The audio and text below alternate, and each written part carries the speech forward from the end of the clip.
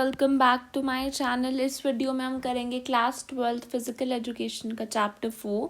So without wasting time let's get started. सबसे पहले हम पढ़ेंगे CWSN यानी चिल्ड्रन विद स्पेशल नीड्स या दिव्यांग। इसका मीनिंग क्या होता है? वैसे चिल्ड्रन जिनको स्पेशल केयर की रिक्वायर होती है, सपोर्ट की रिक्वायर होती है एंड मॉडिफिकेशंस चाहिए होते हैं एजुकेशन और फिज़िकल एक्टिविटीज़ में, क्योंकि उनके फिज़िकल, इंटेलेक्चुअल और सेंसरी और इमोशनल डिसेबिलिटी होती है। ये जो टर्म दिव्यांग है ये यूज़ होती है ताकि हम रिस्पेक्ट को, डिग्निटी को और इंक्लूजन को प्रमोट कर सकें। डिसेबिलिटी कितने तरीके की होती हैं इसको देखना चाहें तो disabilities are classified based on the nature of the limitations. Types of disability आपके पास आती हैं 5 तरीके की। फिजिकल डिसेबिलिटी पहली, यानी जब उनकी मूवमेंट या मोटर फंक्शन में लिमिटेशंस हों।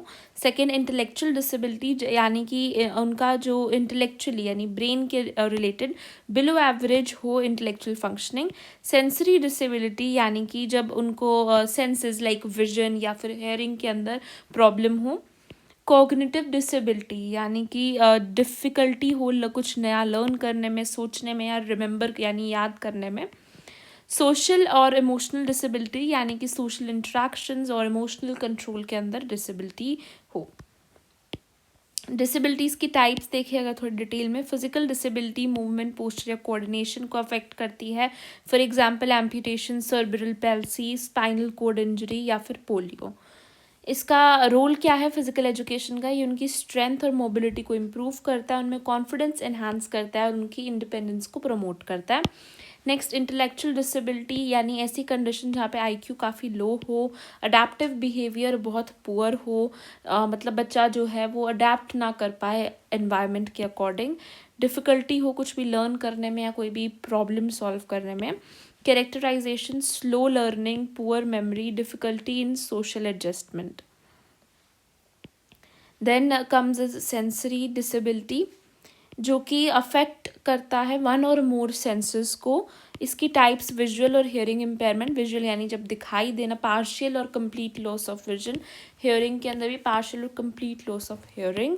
देन इसमें नीड्स क्या होती है? स्पेशल टीचिंग एड्स हों और इंस्ट्रूमेंट्स और इंस्ट्रक्शंस को मॉडिफाई कर दिया जाए उनके अकॉर्डिंग, एनवायरनमेंट सेफ प्रोवाइड हो। कॉग्निटिव डिसेबिलिटी है नेक्स्ट, जो कि उनकी मेंटल प्रोसेसेस को अफेक्ट करती है। फॉर एग्जांपल मेमोरी, अटेंशन या रीजनिंग को। Example learning disabilities, dyslexia, ADHD।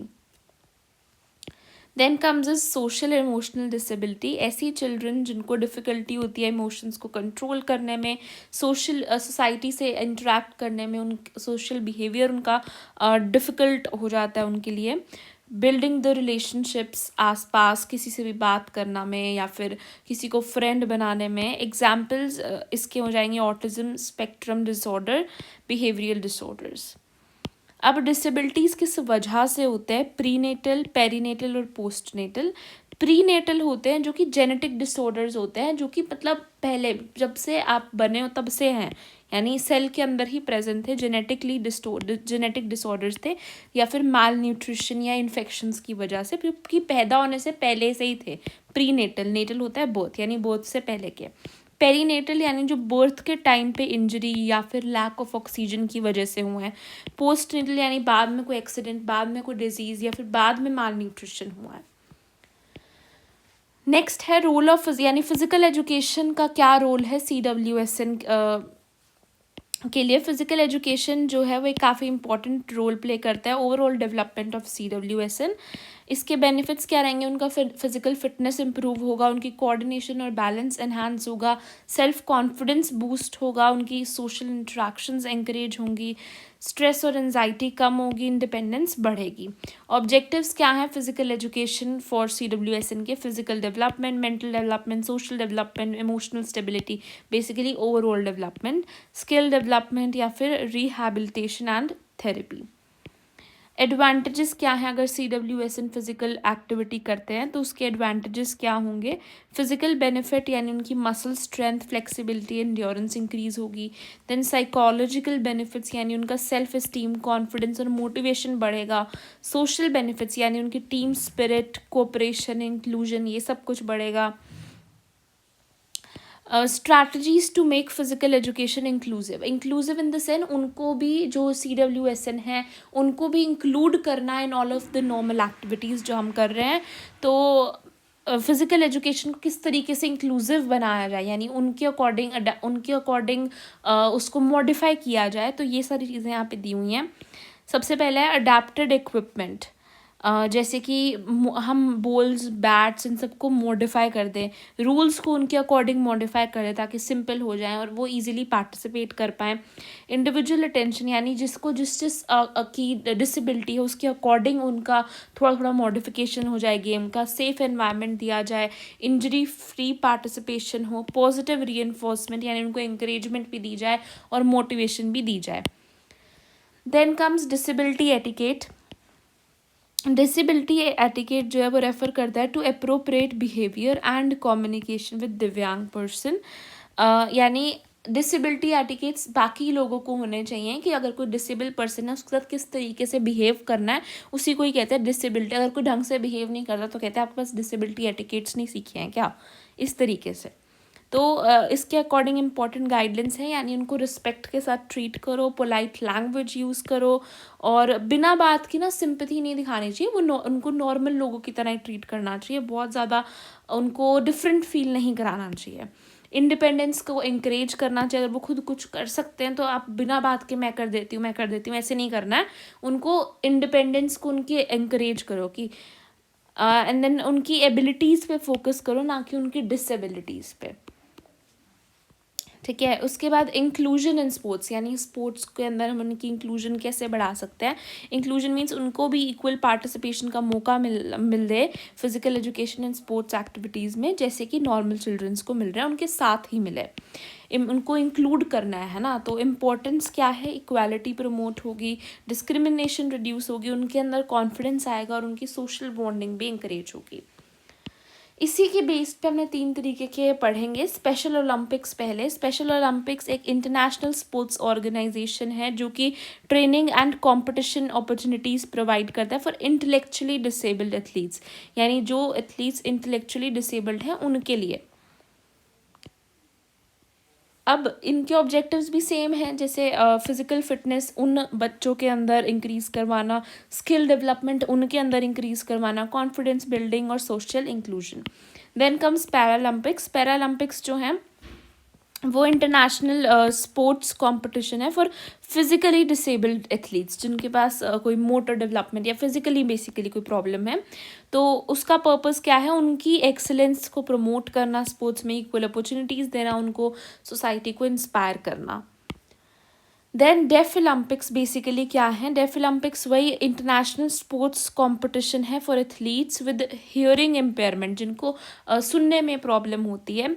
Organise है क्यों, to promote equal participation in sports. Objectives क्या क्या हैं कि स्पोर्ट्स अमंग डेफ एथलीट्स को प्रमोट कर सकें, इंश्योर कर सके इक्वालिटी को और इंक्लूजन को, कॉन्फिडेंस को डेवलप कर सके और सेल्फ रिलायंस यानी अपने आप पे वो डिपेंड रह सके, एंड एंकरेज कर सके सोशल इंटीग्रेशन को। अब एक टेबल है स्पेशल ओलंपिक्स, पैरालंपिक्स और डेफ ओलंपिक्स से कुछ इंपॉर्टेंट बातें लिखी हैं। ये किन के लिए क्या था, इंटेलेक्चुअली डिसेबल लोगों के लिए, ये फिजिकल डिसेबल, ये हियरिंग प्रॉब्लम जिनको है, हियरिंग इम्पेयरमेंट है। ये सबसे पहले 1968 में हुआ, ये 1960 में, ये 1924 के अंदर हुआ था। फ्रीक्वेंसी, ये ईयर राउंड इवेंट्स हैं, यानी ईयरली होते रहते हैं। पैरालंपिक्स और डेफलंपिक्स 4-4 साल बाद होते हैं। इनको स्पेशल ओलंपिक्स इंटरनेशनल ऑर्गेनाइज करते हैं, इनको IPC यानी इंटरनेशनल पैरालंपिक कमेटी, इनको ICSD यानी international committee of sports for the deaf. Recognition, यानी इनको IOC रिकग्नाइज्ड है, ये भी IOC रिकग्नाइज्ड है, ये भी IOC रिकग्नाइज्ड है, तीनों के तीनों IOC रिकग्नाइज्ड है। नेचर ऑफ कंपटीशन की बात करें तो ये पार्टिसिपेशन बेस्ड होता है, ये एलीट कॉम्पिटिटिव होता है, ये भी एलीट कॉम्पिटिटिव होता है। इसमें एड्स अलाउड होते हैं अगर ज़रूरी हो, यहाँ पर भी प्रोस्थेटिक एड्स अलाउड होते हैं। और यहाँ पर यानी डेफ ओलंपिक्स में हियरिंग एड्स अलाउड नहीं है, तो अगर हियरिंग एड्स यूज़ ही कर लिए फिर तो डेफ ओलंपिक्स रहा ही नहीं ना वो, इसलिए वहाँ पर अलाउड नहीं है। फ्लैग या लोगो की बात करें तो स्पेशल ओलंपिक्स का ये फ्लैग होता है जिसके अंदर रेड एंड वाइट लोगो है विद ह्यूमन फिगर्स जो कि साथ में खड़े हैं इन अ सर्कल। पैरालंपिक्स की बात करें तो इसके अंदर 3 एजिटो रेड ब्लू ग्रीन है, पहले red then blue then green है। याद रखना sequence RBG, red blue green.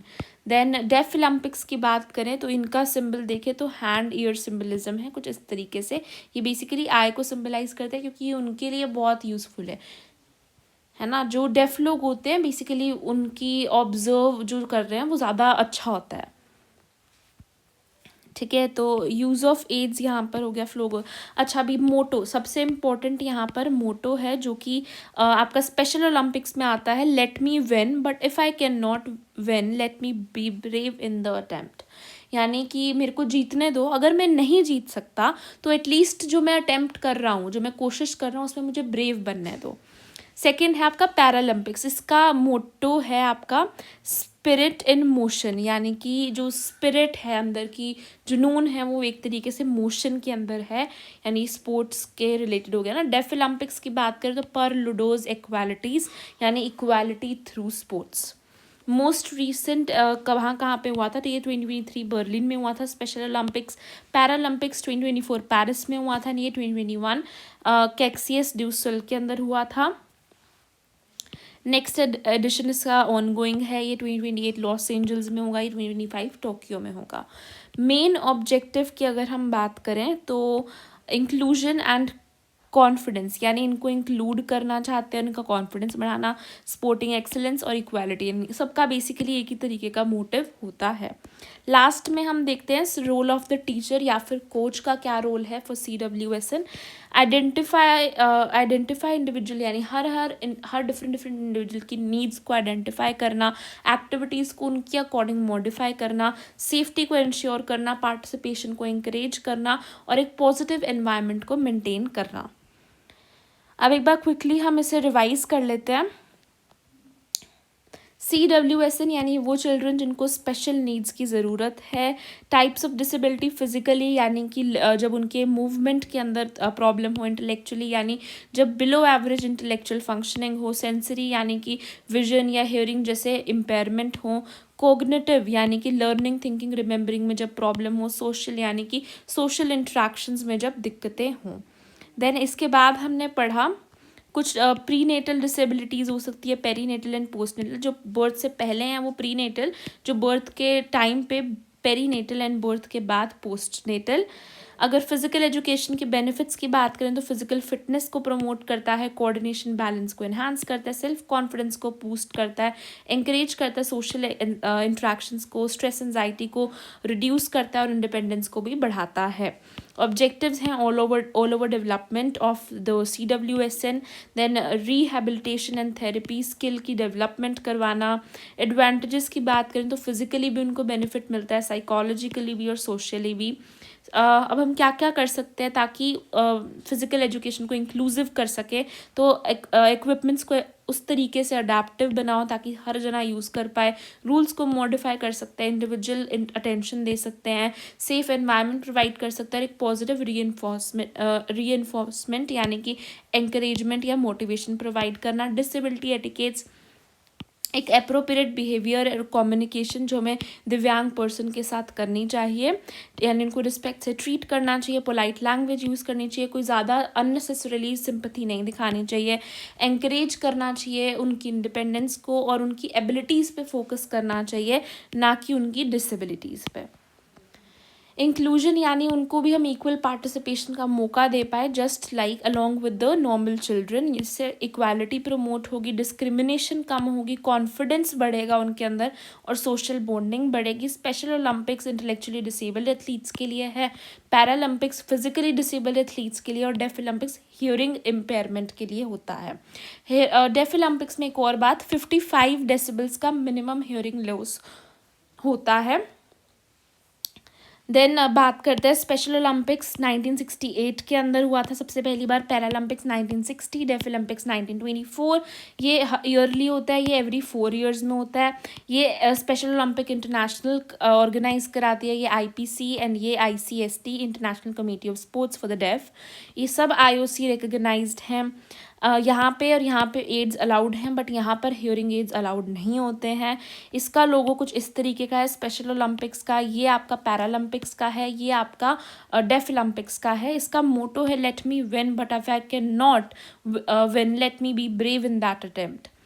और जो आपका पैरालंपिक्स है उसका है spirit in motion, deaf Olympics का है पर लुडोज इक्वालिटीज यानी कि equality through sports. Then recent editions और नेक्स्ट एडिशन तब हैं, और इन सब का मेन ऑब्जेक्टिव है इंक्लूजन, कॉन्फिडेंस और इक्वालिटी को प्रमोट करना, उनकी ओवरऑल डेवलपमेंट कराना। टीचर का क्या रोल होगा कि इंडिविजुअल नीड्स को आइडेंटिफाई करें, एक्टिविटीज़ को उस अकॉर्डिंग मॉडिफाई करें, सेफ्टी को इंश्योर करें, पार्टिसिपेशन को एंकरेज करें और एक पॉजिटिव एनवायरनमेंट को मेंटेन रखें। That's it, thank you for watching.